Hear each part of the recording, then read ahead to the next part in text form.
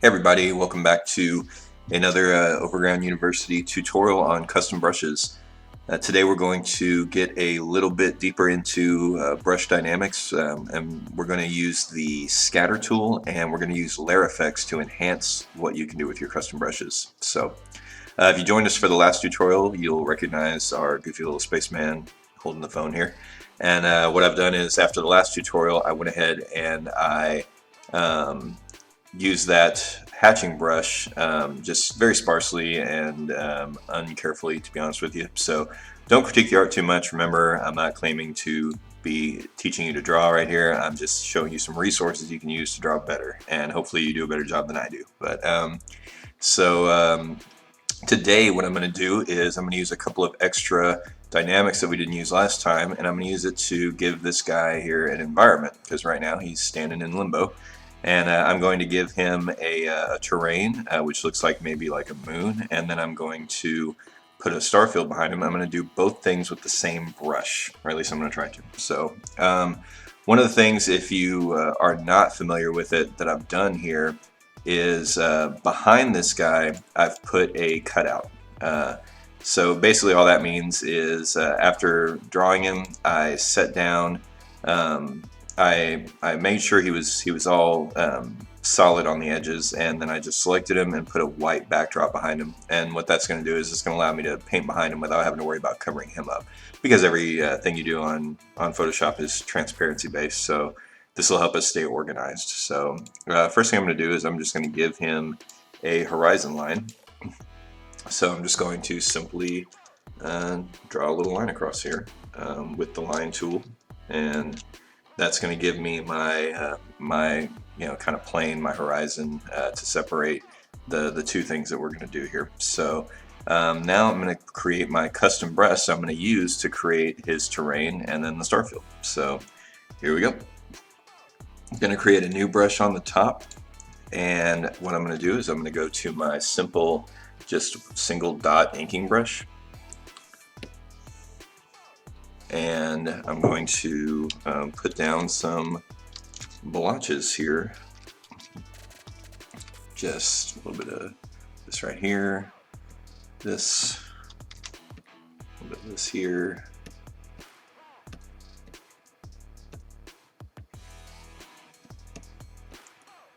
and make that a little bit more round, and there we go.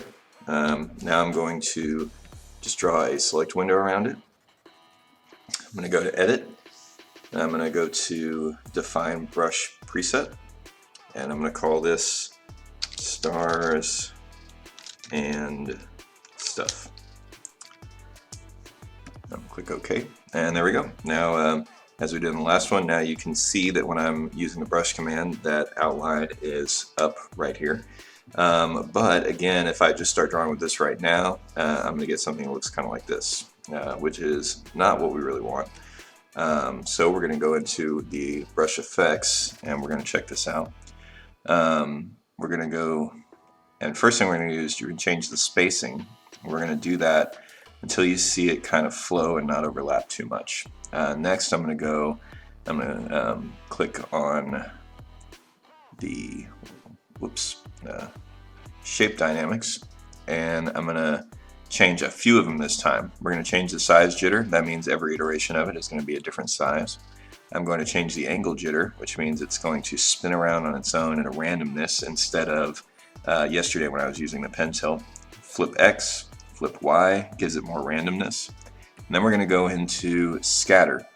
I'm going to click on both axes, and then I'm going to, and watch this window down here. When I pull the scatter, you're going to see things start floating away, which is going to leave a lot of space in between, but I don't want that with the star field. I actually want it to be kind of thick for this one, so I'm going to increase the count, and there you see things starting to kind of come into play there.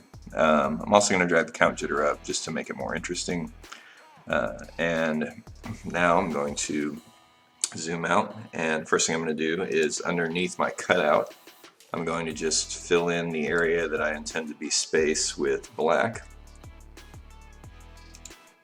There it is. Alright, so Now we are ready to use the new brush to paint some stars, so here we go. Well, that's too big. I'm going to reduce the size of the brush. That's better, but our star field is obviously way too dense. Now the good news about that is that brush is going to be perfect for the terrain underneath him, which we'll do in a minute. But first, let's fix this situation right here. So what we want to do is we want to create a brush that's far less dense, because now we've learned that scattering it is not going to work with that density. So I'm going to go back down to a white area here, and I'm going to just zoom in, and I'm going to place some dots down.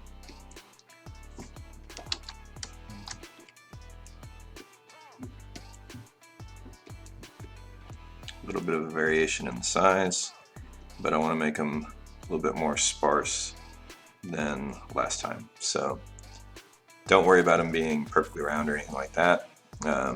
There we go. And so I'm going to again use the marquee tool to select this box, head over to edit, define brush preset, and we're going to call this one stars only. And this should work. Now you see it here. But of course, like before, it's going to look kind of like this right now. It's not really what we want. We want a more scattered, more random effect. So I'm going to go into the settings of the brush.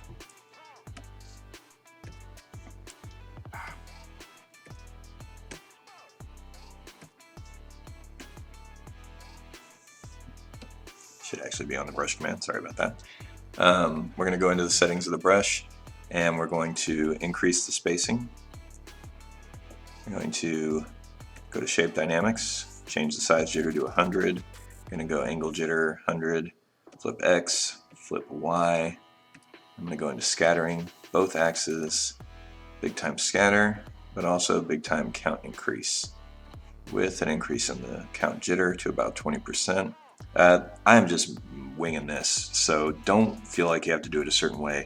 Once you learn what the sliders do, you do what's best for you. This is not me trying to paint a perfect star field. This is me trying to help you understand what scattering does, what some of these commands do. So in simple terms, here we go.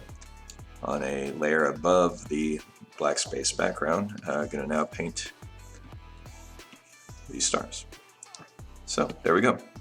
Now we have a much more reasonable star field behind them. You can get more creative with this, do realistic, do unrealistic, just however you want to do it, but this just adds a little bit of interest to the page. So now we're going to do the terrain underneath him, which is going to be really cool. So I'm going to pop back over to the brush we created before that didn't work for the star field in the background, and I'm going to go into the settings for this brush, and we're going to do the same thing. And I'm going to change the spacing on it to where we have a good smooth look there. I'm going to go up to shape dynamics, change the size jitter. I'm going to change the angle jitter. I'm going to flip X, flip Y, just like we did before. And now I'm going to go into scattering, both axes, change the scatter again, change the count again. Change the jitter, and feeling pretty good about that. So I'm going to do something I forgot to do in the first video that I want you to see for this one.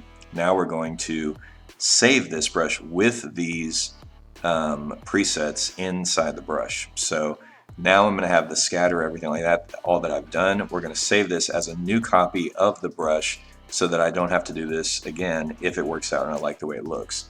So I'm going to click on these 4 little lines up here, and I'm going to go to New Brush Preset, and now I'm going to name this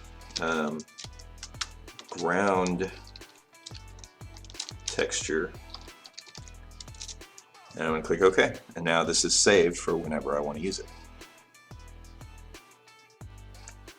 Alright, so now we're going to go back and use our failed star brush from before to make some ground effects, but I think before I do that I want to expand the ground a little bit here. and just as personal preference. So he's standing on just kind of, again, limbo right now, and I want to put some ground underneath him. So what I've done is I've taken that star brush that we used before. Remember, this was just way too blotchy and big. Didn't really work for stars, but we're going to use it to create some ground. And the way we're going to do that is we're going to keep the color of it white. And of course, if I paint there right now, because he's on a white background, you don't see anything.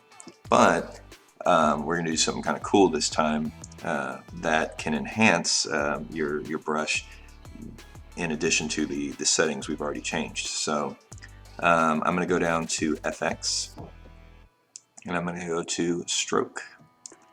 And so for this layer, I'm going to set the size to 5, position outside, blend mode normal, 100% opacity, and I'm going to give it a pure black fill.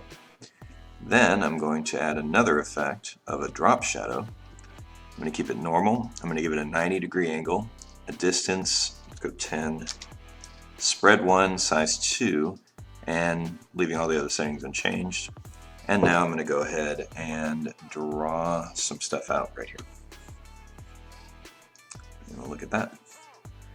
What's happening is I'm drawing in white, and then Photoshop is automatically tracing what I'm drawing, and then it's adding a shadow to the bottom side of it because I gave it a 90-degree angle. Now this looks actually kind of cool. It looks like stuff is floating up from underneath him, but it doesn't really look like he's standing on it.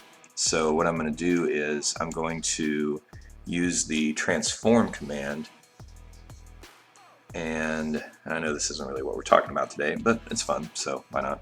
I'm going to use the transform command, and I'm going to